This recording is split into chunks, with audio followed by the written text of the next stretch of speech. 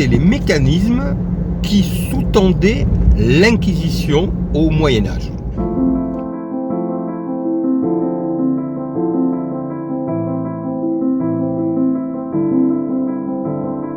Alors, quand on parle d'Inquisition, sans rentrer dans un cours d'histoire, on se rappelle qu'il s'agissait de l'Église catholique qui considérait qu'elle militait pour le bien de l'humanité, pour le bien de l'individu, et qu'elle était détentrice de la notion de bien. À partir de ce point de vue-là, toute personne qui n'était pas d'accord ou qui était en désaccord se retrouvait reléguée dans le mal.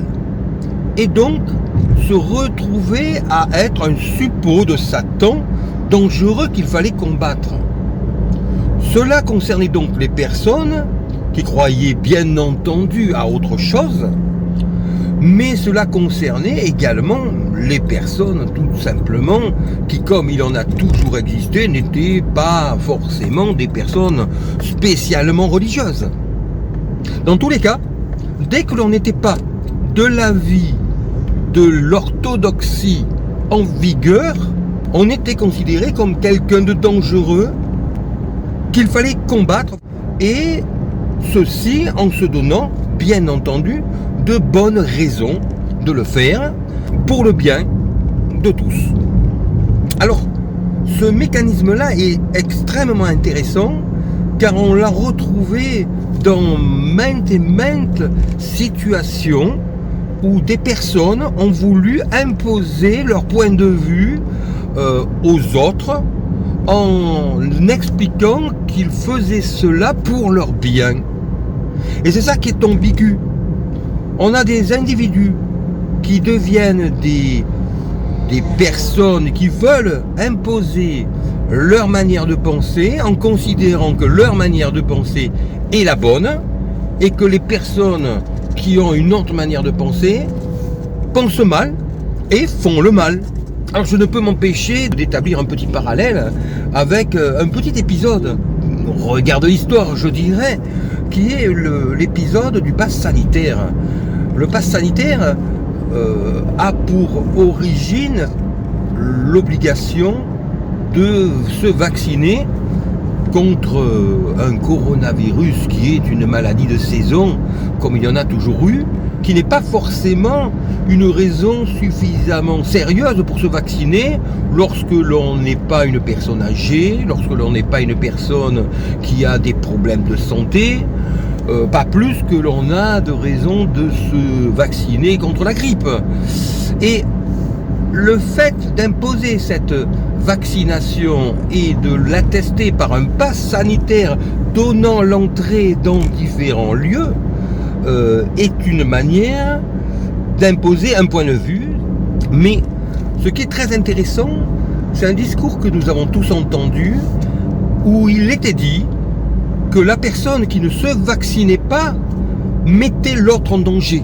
Et c'est là que ça devient très intéressant, car cela m'a fait penser immédiatement à l'Église catholique, que je ne critique pas par ailleurs, mais je parle de l'Église catholique au moment de la fameuse Inquisition, qui considérait que l'incroyant mettait l'autre en danger et qu'à partir de ce moment-là, eh bien, il fallait le combattre et le mettre hors d'état de nuire, ce qui est exactement la même chose actuellement lorsque l'on veut combattre en mettant hors d'état de nuire la personne qui ne veut pas se faire vacciner en lui interdisant l'entrée à tout un tas de lieux.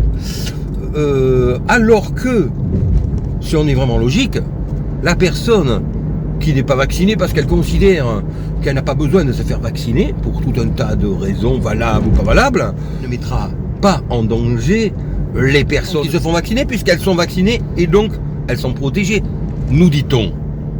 Donc la personne qui ne se fait pas vacciner pour les raisons qui sont les siennes se mettra à la limite en danger, mais cela est de sa responsabilité, et éventuellement les autres personnes ne pas se faire vacciner. Mais en aucune manière cela met en danger les personnes qui se font vacciner.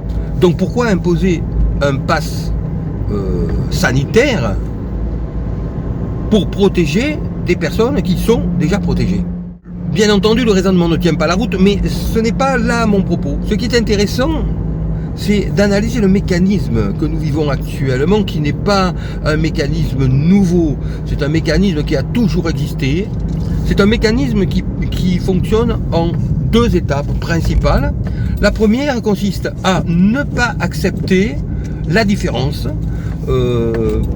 c'est-à-dire qui consiste à ne pas accepter que l'on pense différemment de soi. Cela est très embêtant lorsqu'il s'agit de quelqu'un qui a un poste à responsabilité ou un poste de dirigeant.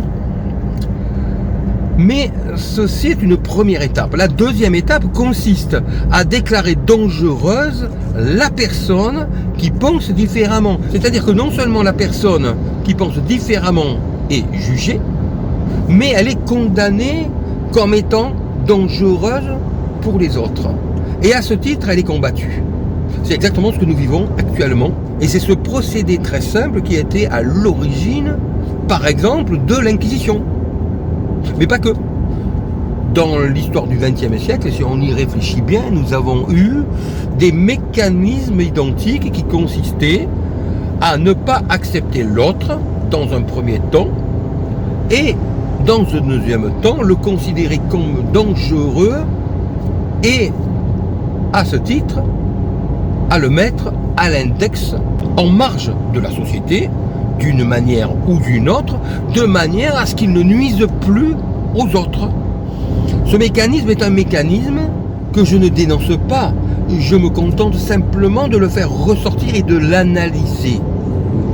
Le mécanisme de l'Inquisition, c'est-à-dire ce mécanisme qui consiste à tout simplement tenter d'éradiquer les personnes qui ne pensent pas comme nous lorsque nous sommes une caste de dirigeants ou la personne qui dirige.